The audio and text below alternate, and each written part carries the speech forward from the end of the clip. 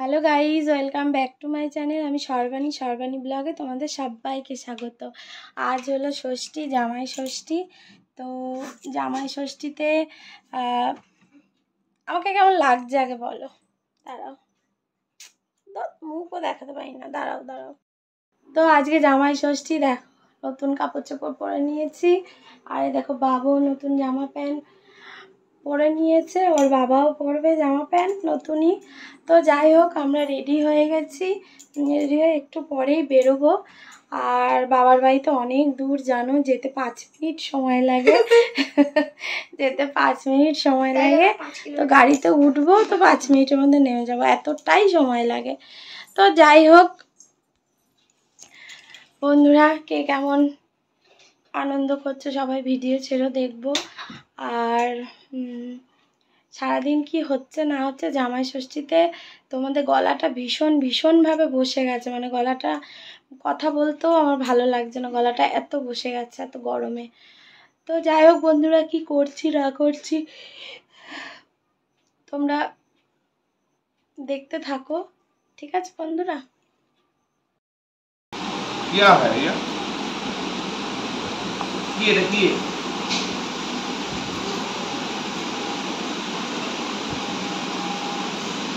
Okay तो आके आओ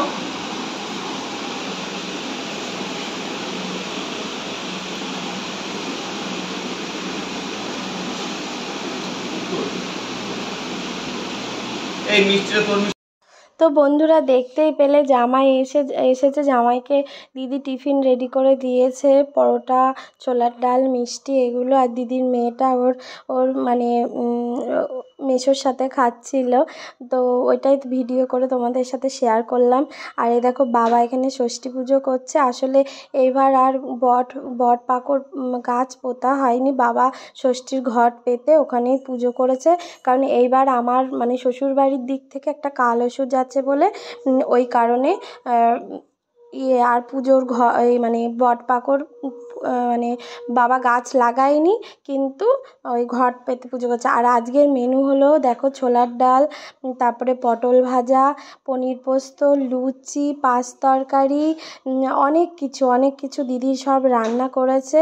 খুব ভালোভাবে দিদি খেতে দিচ্ছে। আর এই দেখো আমাদের মানে ষষ্ঠীর খাওয়া, এটা সবই যা বললাম সবই এখানে রয়েছে।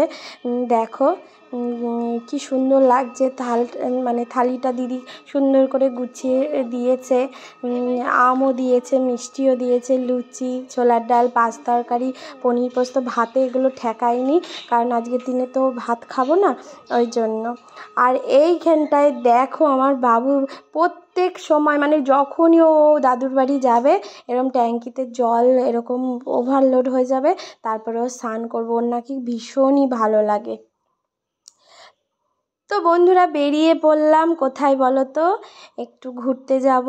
এটা হলো সেই মাছ দেখতে, মনে আছে এর আগে মাছ দেখতে গিয়েছিলাম, তোমাদের সাথে শেয়ার করেছিলাম। তো পুচকিটা দেখো ঘুরতে যাবে বলে সেজে গুজে রেডি হয়ে গেছে, আমার বাবাটা, আমার মাটা, আর এই দেখো আমার বাবাটা। তো আমরা যাচ্ছি, আমার বর গাড়ি বার করছে, এই দেখো আমরা সবাই মিলে উঠে গেছি। তো যাচ্ছি, কিন্তু কি বলো তো 6টায় বেরিয়েছি, বিকেল 6টায়। মাছ দেখতে পারবো কি না জানি না, ভীষণ মানে অন্ধকার হওয়ার টাইম হয়ে গেছে। যেতে যেতে এই দেখো আসলাম, কত আলো ছিল, আর তার মধ্যে পড়ে গেল রেল গেট, তো আরও অন্ধকার হয়ে গেল। আর বলো না বন্ধুরা, সে কি করব, দাঁড়িয়ে আছি।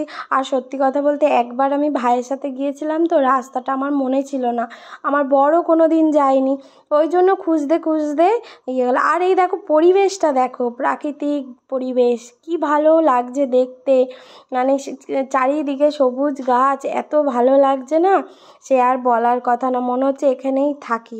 আমরা যেখানে থাকি সেখানে তো বেশি গাছপালা নেই, আর এই সব জায়গায় গেলে না ভীষণ ভালো লাগে।